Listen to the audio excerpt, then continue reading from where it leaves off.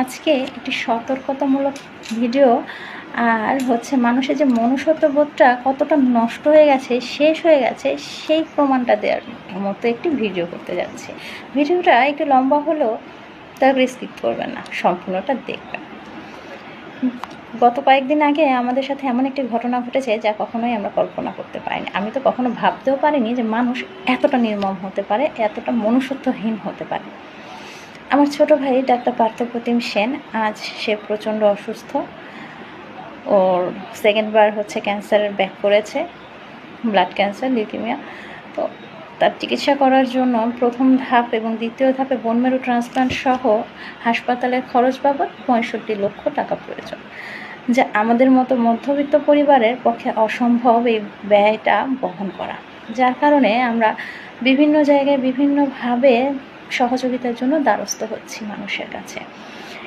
এই অবস্থাতে কিছু মানুষ এই সুযোগটা গ্রহণ করেছে এবং গ্রহণ করে আমার ভাইয়ের কাছে ফোন করে বলেছে সে সময় টেলিভিশনের একজন পার্টনার বা মালিকের একাংশ, উনি সাংবাদিক।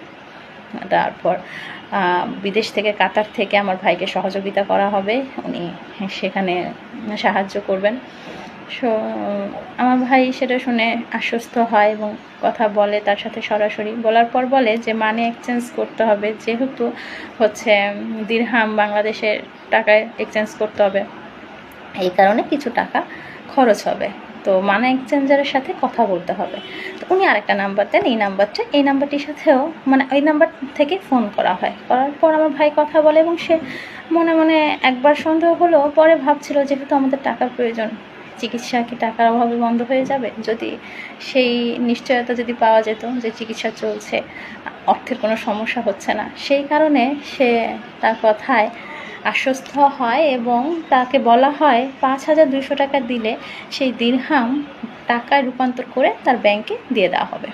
এই কথা শুনে আমার ভাই 5200 টাকা তাদেরকে বিকাশ করে দেয় এবং দেওয়ার পর থেকে নাম্বারটি আর রিসিভ করা হয় না। কোথাও কোনো নাম্বার থেকে ফোন করলে সেটা রিসিভ করা হচ্ছে না। তো আজকে এটাই বলার জন্য যে আমরা বিপদে পড়লেও সেখানে কিছু সুযোগ সন্ধানী মানুষ বিপদে এসে সাহায্য না করে আরও বিপদে ফেলার জন্য পা বাড়িয়ে থাকে।